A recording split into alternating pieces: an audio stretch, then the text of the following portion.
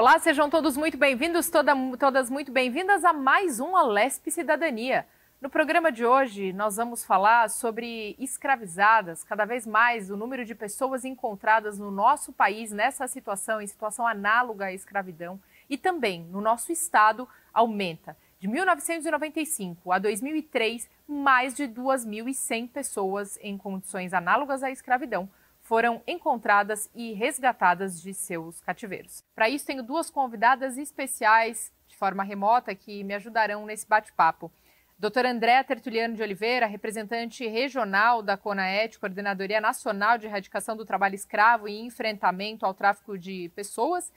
Também Natália Suzuki, coordenadora do programa Escravo Nem Pensar, da ONG Repórter Brasil, ambas de forma virtual, nos acompanhando aqui no Alesp em Pauta. Muito bem, Andréa, começa falando com a gente. Vocês me ouvem bem, primeiramente?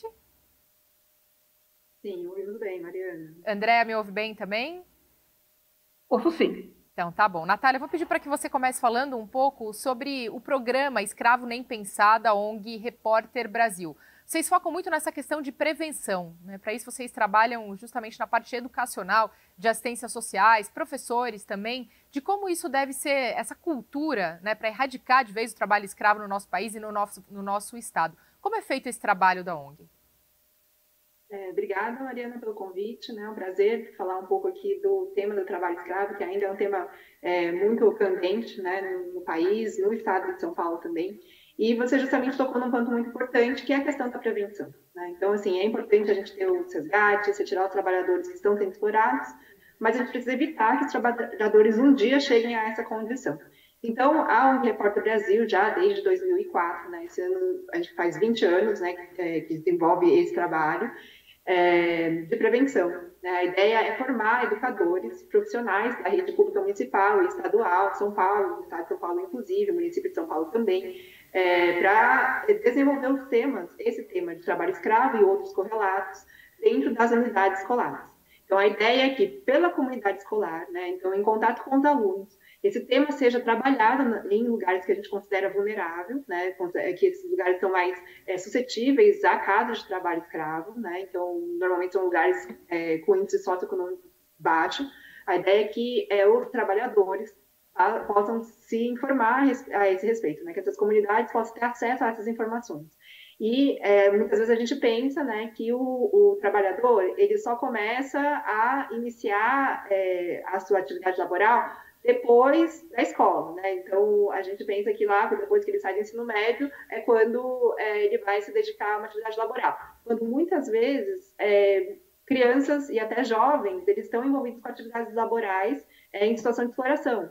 Ou então, um trabalhador já em ensino médio começa a trabalhar no contraturno da escola. Então, esse tema ele precisa já ser trabalhado desde o início, né, para que a comunidade escolar possa identificar situações de exploração e para que os alunos e as alunas também possam estar prevenidos em situações de aliciamento, de recrutamento ilegal. Muito bem, Andréa, já a CONAET, como que ela atua? Você contava, nós batíamos um papo aqui nos bastidores, você falava que vocês recebem boa parte dessas denúncias, vão até o local, averiguam e muitas vezes encontram, né, as pessoas em situação de escravidão. A partir desse momento, vocês dão o encaminhamento jurídico necessário. Traz um pouco mais, detalhe um pouco mais para a gente sobre esse trabalho que vocês realizam. Bom, em primeiro lugar, agradeço o convite para participar dessa reunião, dessa entrevista. Eu saúdo todos os cidadãos que estão aqui assistindo ao nosso programa. Então, eu sou procuradora do Ministério Público e a nossa atuação frente ao combate ao trabalho escravo está relacionada à parte jurídica deste crime, né? Então, uma vez recebida a denúncia, e a gente recebe muitas denúncias, eu fiz até uma estatística aqui, o Ministério Público, de uma maneira geral, no Brasil inteiro, recebeu no ano de 2023 1.326 denúncias. Aqui no estado de São Paulo, o número foi menor, foi obviamente menor, né? 301 denúncias, perto de um quinto do que recebeu o Brasil inteiro, sendo 229 só no município de São Paulo, 29 em Barueri, 18 em Guarulhos e 11 em São Bernardo do Campo. Enfim, recebida a denúncia, nós temos que nos dirigir até o local. Não adianta fazer uma intimação do denunciado para que ele esclareça a situação. Evidentemente, ele vai falar que não é nada disso, né? Que discorda desse entendimento, ou pior, vai expulsar o trabalhador que esteja em situação de escravidão para que não seja o escravocrata preso, né? Então, a gente tem que necessariamente comparecer ao local, verificada a situação de pessoa escravizada, essa pessoa é resgatada e submetida a um fluxo de atendimento para que ele tenha uma possibilidade de reinserção no mercado e receba as verbas decorrentes do trabalho que ele exerceu em condição análoga de escravo. Paralelamente a isso, a empresa ou pessoa física que foi responsável por esse momento de escravidão deve ser responsabilizada. Então, existem formas jurídicas e administrativas para fazer essa compensação e, evidentemente, ainda existe o risco de prisão, porque isso é um crime, né? Tanto o tráfico de pessoas quanto a escravidão, a redução de pessoa à situação de escravo moderno, contemporâneo, ambos estão previstos no 141 do Código Penal e existe a possibilidade de prisão dessas pessoas. No estado de São Paulo, só para que quem nos acompanha de casa possa entender um pouco melhor esses números também, o estado de São Paulo é liderado por duas indústrias nessa questão de trabalho escravo, né? A primeira delas é a indústria têxtil, com 479 pessoas resgatadas, isso falando naquele período, né, que a gente trouxe para vocês de 95 a 2022, seguido da indústria da construção civil com 443 pessoas resgatadas de 95 a 2022. Imagino que a Andréa tenha talvez esses números de forma atualizada para trazer a gente agora de acordo com o Ministério Público. Na sequência vem o cultivo de cana-de-açúcar, engenharia civil, cultivo de café, laranja, enfim, aí entra a questão do agronegócio. Andréa, qual é o perfil dessas pessoas que são escravizadas? Mulheres, homens, tem faixa etária? Nos bastidores também você comentava comigo que chegam a ser resgatadas mulheres idosas, na faixa de 80, 90 anos de idade, com relação ao trabalho escravo doméstico, que é uma outra vertente também do trabalho escravo. É isso. Aqui no estado de São Paulo, o grande campeão, digamos assim, de resgates é na confecção. Seguido na construção civil, como você mesmo mencionou, agronegócio em todas as suas vertentes de produção. O que a gente mais nota é que, diria que 90% das pessoas resgatadas são não de São Paulo, são, assim, migrantes. E muitas delas são aliciadas em outros estados para que venham aqui desempenhar esse trabalho. No que tange à construção civil, são pessoas normalmente do Nordeste brasileiro, falam português e têm baixa escolaridade. Nesse setor são homens, né? Muitas vezes negros, como eu falei, de baixa escolaridade. No que tange a área têxtil, aí é um outro perfil. São pessoas estrangeiras, via de regra bolivianas, agora tem tido uma onda de paraguaios, equatorianos, venezuelanos, e que vêm para o Brasil aliciados por coiotes, né, como a gente diz, são pessoas que intermediários nessa vinda das pessoas de outros países para o Brasil. Eles não falam português, ou falam português bem mal, e vêm trabalhar em pequenas oficinas, juntam um dinheiro aqui, depois voltam para o país de origem, para até levar esses valores para suas famílias necessitadas lá, e ficam indo e voltando com uma frequência bastante grande, né? Essas, sim, são mulheres, um contingente menor de homens, em idade entre, sei lá, na média, na casa dos 20 ou 30 anos, em que pese também ter trabalho de adolescente e, às vezes, de menor. E o mais triste que a gente tem visto e tem sido crescente aqui no município de São Paulo são as denúncias envolvendo trabalhadores domésticos escravos. Essa é uma tendência, talvez pela divulgação do tema, a gente tem recebido mais denúncias e quase sempre ela se confirma. Qual é o caso do trabalhador doméstico escravo. São pessoas que vieram muito jovens do interior, são mulheres provenientes de famílias de baixa renda e que usualmente eram filhos de famílias muito grandes. E aí a mãe, talvez até com uma boa intenção, falava, vou dar, entre aspas, né, essa criança para a família X, lá da cidade, porque a promessa é que ela teria uma melhor possibilidade de estudo, de saúde, de alimentação. Então, a mãe, dada a circunstância de ter várias crianças, vários filhos, oferece uma dessas meninas para que seja levada para a cidade. E a promessa inicial é de que a criança teria estudo, teria melhor saúde, alimentação e teria que fazer algum serviço doméstico, né? Passar uma roupa, lavar os pratos, cuidar das crianças menores. Só que essa criança vai crescendo, né? E nessa promessa não vai se concretizando. Ela não tem educação formal e ela passa a ser literalmente uma trabalhadora doméstica, só que sem qualquer remuneração. E isso ela vai ficando por anos, e não é raro que ela passe de geração a geração. Então, ela é trazida com seus 12, 15 anos, quando ela, na década de 40, por exemplo, ela vai, a família vai crescendo, a senhora que a trouxe envelhece e morre, ela passa para a filha, e depois passa para a neta, e aí quando a gente tem notícia e vai resgatá-la, ela já está com 80, 70 anos, sem nunca ter tido educação formal, sem nunca ter se casado, inclusive, e a família que ela tem é aquela. O único vínculo familiar que ela tem é com aquela família. Então, o resgate é muito difícil. Andréia, voltando, dando continuidade no nosso bate-papo ainda sobre todas essas questões que você está citando, principalmente relacionadas a pessoas já de idade, né, que convivem em casas, por exemplo, relacionado ao trabalho doméstico, escravo doméstico, eu gostaria de tirar uma dúvida. Uma pessoa, por exemplo, que passa uma vida inteira, então, numa situação como essa, dentro de uma família, num local onde a casa é cedida por esses patrões, mas se essa pessoa ela receber algum tipo de valor, ainda assim, pelo trabalho dela, ainda assim pode ser caracterizado como trabalho escravo? Sim, porque são vários elementos que não precisam estar em conjunto para serem definidos como... deixa eu reformular essa minha frase.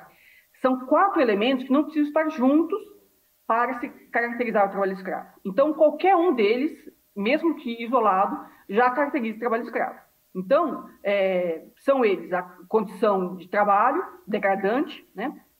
O trabalho forçado, a jornada exaustiva e a servidão por dívida. No caso dessas moças, senhoras, já que a gente resgata, mesmo que elas tenham recebido durante a vida, mas se elas nunca tiveram opção tiveram jornadas de 24 horas por 7 dias da semana, por exemplo, nunca tiveram férias, trabalham em condições ruins, né, que possa levar a risco a sua própria saúde, esses fatores podem gerar uma caracterização de trabalho escravo. Não é usual, né? O que a gente mais vê é que eles não recebem nada. É o tal do eu estou te fornecendo teto e comida. Então, isso paga o salário que você, pelas suas atividades aqui na casa. O que a gente mais percebe, lamentavelmente, no que tange trabalho escravo doméstico, é a não percepção do salário. Principalmente quando as pessoas vinham trabalhando há muitos anos, há 50 anos mais ou menos, elas às vezes até recebiam quando elas eram jovens. E quando elas entram na faixa de 60 anos, se consegue uma aposentadoria para elas, e aí sim que não recebe mais nada, sob a justificativa de que ela recebe alguma coisa pela Previdência. Mas a ideia é, se você não contasse com essa pessoa, teria que contratar uma outra pessoa para fazer a atividade dessa escrava. Sendo assim, você chega à conclusão de que o trabalho dela tem que ser remunerado, porque se não houvesse essa pessoa escrava, uma outra teria que desempenhar as mesmas funções, e essa outra pessoa seria contratada. Logo, a pessoa escrava, digamos assim, ainda que se alegue, seja da família, esteja satisfeita e morando lá, Perdão, eu não sei o que aconteceu aqui. Eu vou desligar. Qualquer que seja a situação, ainda que ela receba antigamente alguns valores, se hoje ela desempenha atividade economicamente produtiva e não recebe, está nessa situação de irregularidade. Muito bem. Natália, eu queria que você trouxesse para a gente um pouco quais são os tipos de trabalho escravo. A gente citou aqui agora, por exemplo, o doméstico. Né? Tem outros que acontecem em lavouras, outros na indústria têxtil, na indústria de construção civil. Quais são as tipificações, digamos assim? Olha, Mariana, o trabalho escravo, ele infelizmente, ele é capilarizado em diversos setores produtivos. Então, como você mesmo mencionou, a gente tem, e a doutora Andréia enfatizou, já explicou um pouco sobre o trabalho escravo doméstico, mas a questão da agricultura, agropecuária é muito séria. Então, no Brasil, mais de 70% dos casos que a gente encontra, desde 95, estão concentrados em atividades agropecuárias. Então, aí disso você inclui, para pensar aqui no estado de São Paulo, a cana-de-açúcar, a laranja, o café, mas a gente também tem casos em carvoarias, a gente tem casos em desmatamento, colheita de frutas, né, em geral, não só laranja. Então, assim, na agropecuária, e aí em atividades pecuárias também, que aí isso envolve desde a lida com o gado diretamente, mas também o cercamento, né, de propriedades pecuárias, né, dos latifúndios, das fazendas, também a limpeza do solo para a instalação do pasto, né? Então tem uma atividade super árdua, que é o arrancamento de raízes e de árvores nativas, e isso normalmente é uma atividade muito penosa, né? Então isso é feito à mão. E a gente também tem atividades também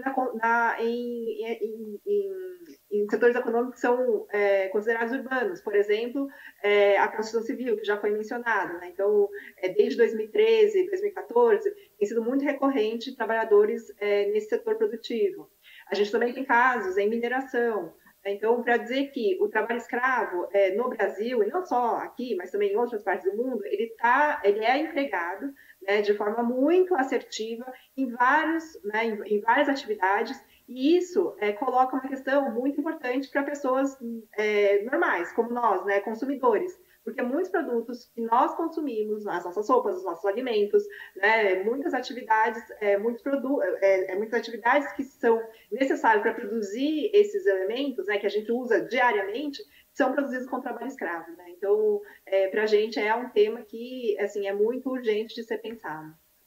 E relativo a essa parte da educação, por exemplo, voltado para os educadores, formadores educacionais e também para aqueles assistentes sociais, o que você sente que é mais carente, né? O que essas pessoas ainda realmente precisam saber sobre o trabalho escravo? Aí falando mais realmente sobre o trabalho da ONG, imagino que vocês tirem muitas dúvidas, né? Joguem muita luz também sobre esse tema.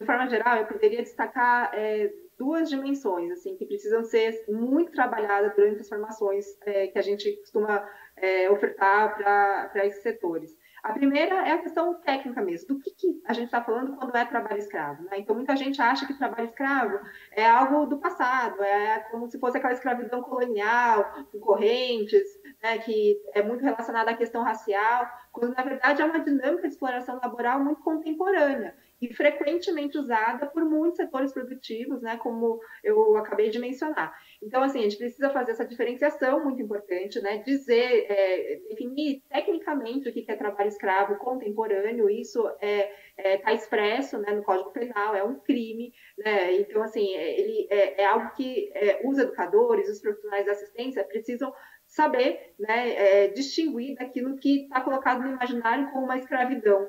Não é aquilo que é do passado, ao contrário, como eu mencionei, é algo que é muito presente atualmente, não é um resquício de uma dinâmica histórica e também não é algo que está presente só em lugares distantes, remotos, não, como né, a gente mencionou aqui já bastante, está presente, por exemplo, na cidade de São Paulo por meio das oficinas de costura ou em atividades da construção civil de grandes empreendimentos, né? Então o trabalho escravo está presente no dia a dia. E aí eu enfatizo uma outra questão que é a desnaturalização né, do que é esse trabalho escravo. Então, muita gente acha que trabalhar no campo é sinônimo de trabalho árduo, penoso, né, que o trabalhador pode trabalhar de qualquer jeito, em condições degradantes, está tudo bem, né, sem água potável, com alojamento ruim, porque ele está no campo, porque é um trabalhador do campo.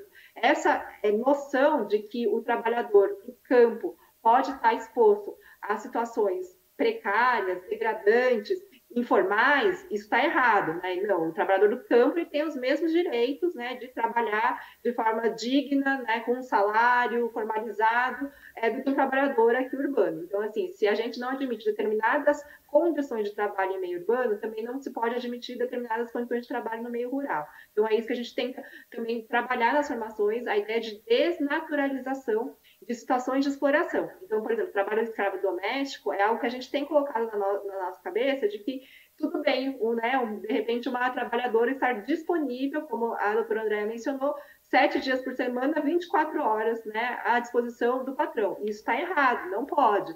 Então, essas ideias, essas dinâmicas, né, de atividades laborais que para a gente costumou ser comum, né, a gente precisa desconstruir. A gente trabalha isso muito na formação.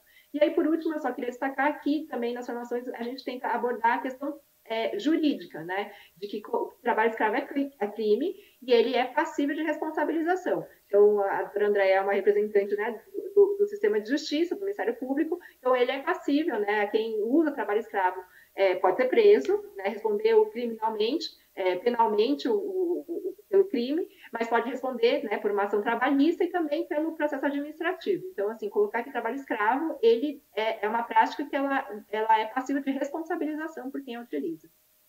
O programa Escravo Nem Pensar, Natália, atua em quais estados além de São Paulo? Bom, além de São Paulo, a gente está presente em 12 estados brasileiros, né? Então, a gente está muito presente, por exemplo, na região norte, que é uma região onde concentra muito trabalho escravo, principalmente na região da Amazônia.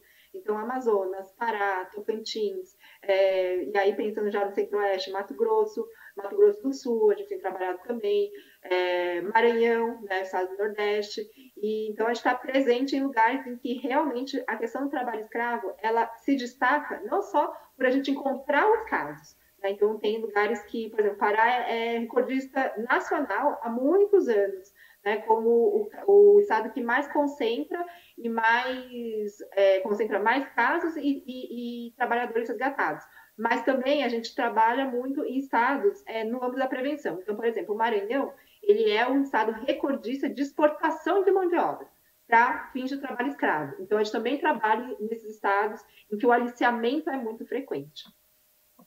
Andréa, traz outro cenário para a gente. Qual o maior desafio para fiscalizar? Por exemplo, a gente trouxe algumas indústrias aqui, alguns ramos, o agronegócio até mesmo, por exemplo, a indústria têxtil, a indústria de construção civil, entre tantas outras, ou a questão doméstica mesmo. Qual que é o maior desafio para fiscalizar, digamos assim, essas grandes indústrias como a têxtil e a construção civil?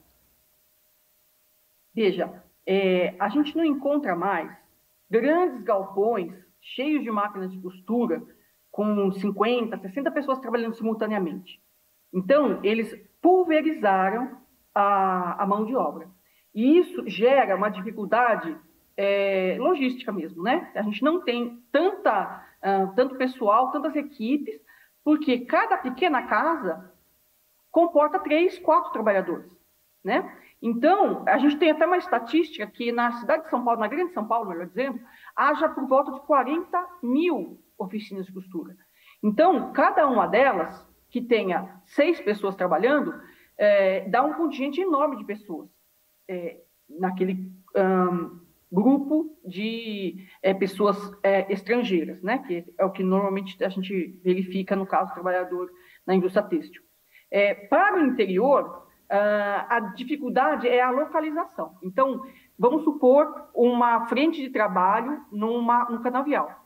A dificuldade que a gente tem é de localizar o trabalhador no campo, porque as fazendas são muito grandes, embora a gente vá acompanhado com a Polícia Federal, com a Polícia Rodoviária Federal, há sempre um anteparo militar nos apoiando, né? Até para que ninguém pense que a gente está invadindo a terra de ninguém, né? Veja, a plantação ela vai seguindo uma área. Então, são vários pontos dentro de uma fazenda. A gente não tem notícia de onde aquela frente de trabalho está naquele dia. Então, a gente precisa que haja uma pessoa denunciante com um celular, por exemplo, para que nos informe. Hoje a gente vai estar no ponto, nas coordenadas tais, para que a gente possa chegar lá e pegar no flagrante, né? Porque durante o dia eles estão na lavoura, durante a noite estão nos alojamentos, mas os alojamentos nem sempre são alugados pela empresa. Então, só o alojamento vai parecer que é uma casa simples apenas. E a gente não consegue fazer o relacionamento entre as coisas. Então, a dificuldade básica é que a denúncia seja contemporânea, seja de poucos dias, né? E que esteja bem identificada para que a gente possa fazer a fiscalização em loco. Agora, a partir do momento, então, que é deflagrada essa questão, essas pessoas, esses trabalhadores em situação de escravidão, quais são as penalizações para esses donos de fazenda ou para essas grandes incorporadoras, empreiteiras ou indústrias? Bom, vamos pensar primeiro no âmbito do trabalhador escravo. O trabalhador escravo, ele vai ser resgatado e com o resgate é imediata a rescisão do contrato de trabalho que ele tinha. Muitas vezes ele estava trabalhando numa situação informal, ou seja, ele não estava com registro em carteira de trabalho.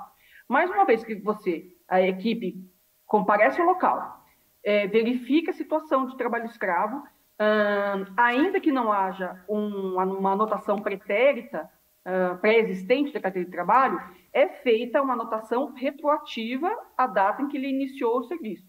E com o resgate, necessariamente, a rescisão desse contrato. Então, para o trabalhador, ele vai receber todas as verbas trabalhistas e mais o acesso ao seguro-desemprego. Esse, digamos assim, é o primeiro fator na responsabilização, o fator financeiro para o trabalhador resgatado. O empresário que é flagrado nessa situação, ele deverá ou assinar um termo de conduta, que é um documento formal, mediante o qual ele se compromete para no futuro não reincidir nessa prática, mas ele não é obrigado a assinar esse documento, né, porque é algo voluntário. Se ele insistir, falando, não quero assinar, não entendo que eu tenha sido responsável, que eu seja responsável por essa prática, então faça uma ação civil pública, em que aí se usa o Poder Judiciário, né, para que o juiz faça a condenação pelos mesmos pedidos, né, para que ele não mais reincida na prática e que pague um dano moral coletivo para que a gente possa aproveitar esse valor na restituição do bem jurídico lesado. E, por fim, no que tange a penalização penal, digamos assim, criminal, o artigo 149 define as penas para o trabalho escravo, né, para a redução de alguém ao trabalho escravo e para o tráfico de pessoas. No caso, a redução ao trabalho escravo gera uma pena de 2 a 8 anos de prisão. Natália, fala pra gente um pouco sobre essa questão de como identificar e também como denunciar. Quais são as formas de um trabalho escravo, né? Também é importante, e muitas pessoas têm medo de denunciar por achar que podem sofrer alguma represália. E essas denúncias podem ser feitas de forma anônima. Mas como as pessoas podem identificar se esse trabalho está sendo realmente, se é escravo ou não? Sendo que muitas vezes, até pelo que a Andréa trouxe pra gente, nem as próprias pessoas em condições análogas à escravidão conseguem perceber que estão numa situação como essa, né? Isso é um ponto bastante importante, né? A questão da identificação pela própria vítima, inicialmente, né? Então, essa questão de ela se reconhecer que está numa situação de exploração não é algo trivial, não é algo simples, e aí por isso que trabalhos formativos, a gente divulgar as informações, né, e dizer quais são os direitos dos trabalhadores e quais não são, e isso não só em relação à questão do trabalho escravo, mas assim, os trabalhadores têm muitos direitos e muitos deveres, né, então isso é importante ser disseminado cada vez mais, né, para que quando ele estabeleça uma relação de trabalho, ele saiba o que ele deve demandar do patrão dele, né, o que ele deve exigir como um direito dele. Então, isso é importante e isso é feito com um trabalho, por exemplo, em comunidade escolar, né? Ou também por parte de associações, sindicatos.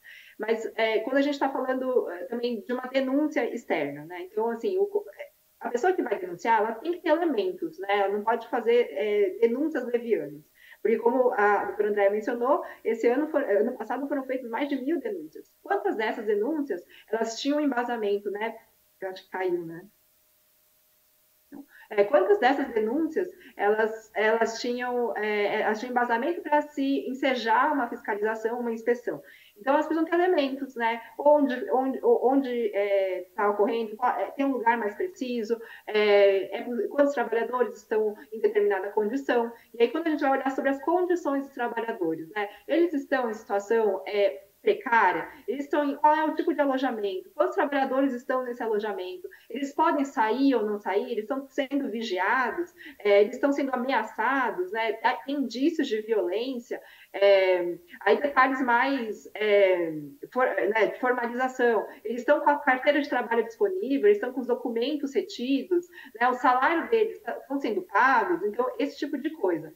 Lembrando que quando uma denúncia ela é feita, ela não precisa exatamente ser, de fato, uma situação de trabalho escravo. Mas esses elementos, eles precisam estar claros. O trabalhador está trabalhando jornadas absurdas, ele está disponível 24 horas, 12 horas, 100 dias de descanso. Então, esse tipo de coisa, né, que salta os olhos, deve ser reportado.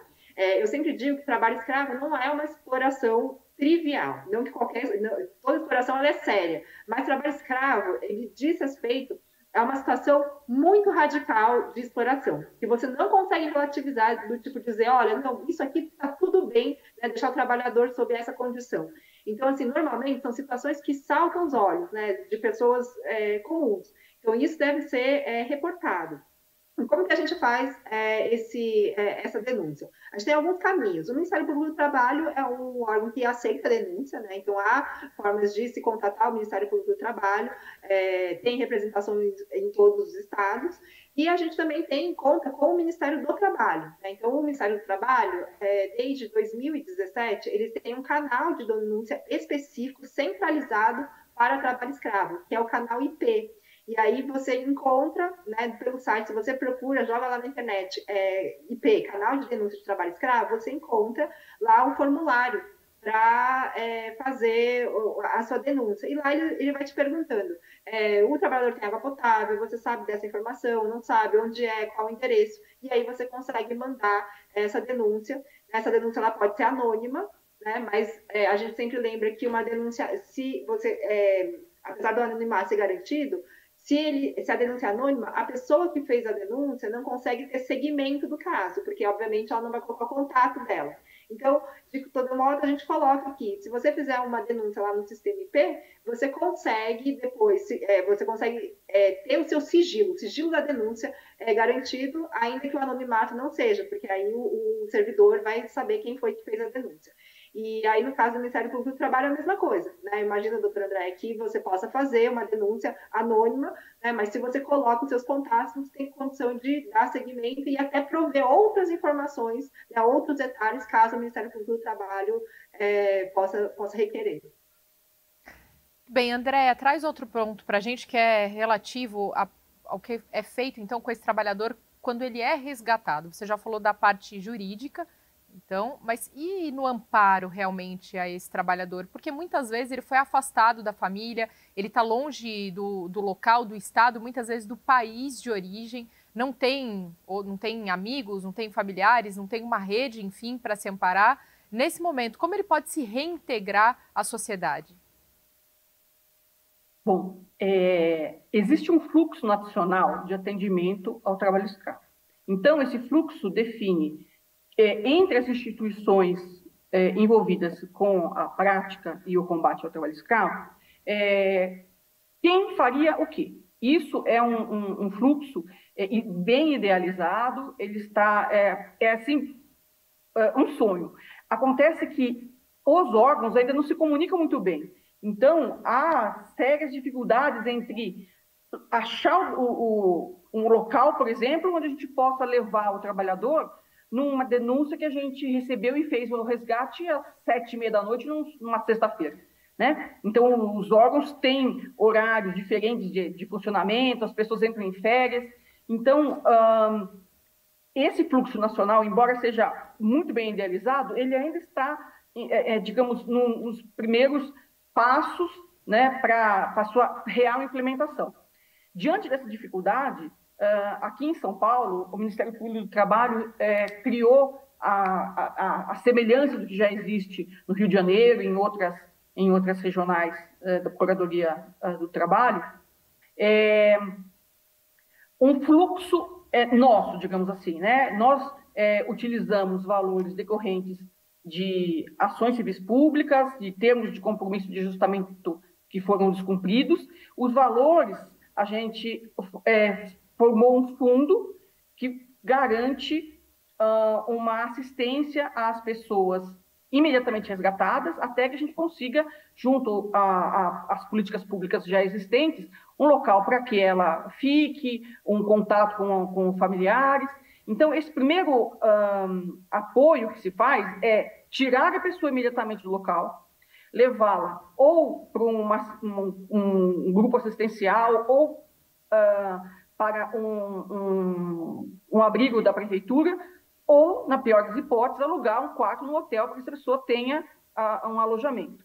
Em seguida, tem um serviço de alimentação, de bancarização, porque para receber os valores, a gente não recomenda que ele pegue o dinheiro e ponha no bolso, porque ele vai ser ou assaltado, ou o patrão vira a esquina, pega ela de volta e fala, opa, foi um mal entendido, pega esse dinheiro de volta. Então, usar o dinheiro numa conta bancária, para que ele possa ter segurança quanto aos valores, e a reinserção do trabalhador vai depender se ele é do local ou migrante, porque ele pode pretender voltar ao local de origem, então a gente usa também esse valor para comprar passagens, para que ele volte ao local de origem, mas seja lá no local de origem, seja onde ele foi resgatado, ele precisa de uma requalificação profissional, né, para que ele não entre no ciclo novamente. Então, a educação permeia tanto o combate quanto a solução do trabalho escravo, né? Porque pessoas bem informadas não caem na cilada do trabalho escravo, como também tem possibilidade depois de uma reinserção profissional. Então, a educação, a meu ver, está na base de toda a solução. E principalmente também, Natália, a formulação de políticas públicas, né, que prevejam tudo isso que a gente tem falado de forma sistêmica, né? Existe, claro, um plano nacional, então, de combate à escravidão e um plano estadual que vem sendo formalizado, vem sendo debatido, ampliado, melhorado, né? Cada vez mais. Gostaria que você comentasse para a gente em que pé está esse plano hoje. Olha, o plano estadual, ele é muito importante, né, porque ele diz respeito às políticas estaduais, né, de combate ao trabalho escravo. A gente tem justamente o plano nacional vigente, e ele também deve entrar em atualização agora em 2024. Mas sobre o plano estadual, a gente teve conversas, né, e diálogos a esse respeito sobre a sua atualização em anos anteriores, né, em 2020, em 2022, né, porque o plano ele acabou sendo atualizado, ele foi publicado pela primeira vez em 21, mas aí a gente viu que tinha alguns desacordos em relação às diretrizes nacionais. E aí o plano ele entrou em discussão novamente na Comissão Estadual para a Erradicação do Trabalho Escravo, a COETRAI, né, de São Paulo, que fica sediada no Ministério da Justiça, na Secretaria de Justiça, aqui de São Paulo. E a ideia era que a gente pudesse atualizar e torná-lo conforme, né, em conformidade com o fluxo nacional e com o plano nacional, né? E aí especificando de forma muito clara os papéis dos atores, né? Então, os atores de fiscalização, então o Ministério do Trabalho, os auditores fiscais de trabalho, o Ministério Público do Trabalho, o Ministério Público Federal, a Defensoria Pública da União, entidades da sociedade civil, né? Então, assim, especificar exatamente como que esses profissionais trabalhariam. E aí, obviamente, sem esquecer, por exemplo, os profissionais da assistência social. Então, como a doutora Andréa mencionou, esse acolhimento, ele é realmente muito importante, né? Então, tem que ter órgãos que possam fazer isso, né? De forma muito cuidadosa, mas também com uma orientação nacional, né, uma orientação de uma política que seja regida e coordenada nacionalmente. Então, por isso, o plano estadual de São Paulo, ele entrou novamente em discussão em 2022, né, e ele deveria ter seguido, né, agora a gente precisa concluir essa atualização na comissão, para poder, então, encaminhar para a sua aprovação na Casa Civil e aí temos a publicação. Então, assim, a gente ainda está nesse momento, né, de discussão desse plano, e aí a gente enfatiza isso, né, inclusive para o governo do Estado, de que isso é uma demanda muito importante, né, visto que a gente ainda tem números muito altos em São Paulo, né, no município e no Estado de São Paulo, em várias atividades econômicas de casos de trabalho escravo. Bem, Andréa, Natália, gostaria de agradecer demais a presença de ambas no Alesp em Pauta de hoje. Obrigada, Mariana. Foi um prazer estar aqui com vocês hoje. Esse foi mais um programa Alesp Cidadania, agradecendo demais a sua companhia que esteve conosco pela TV ou pela internet. Nós nos vemos ao longo da programação da Rede Alesp. Até breve!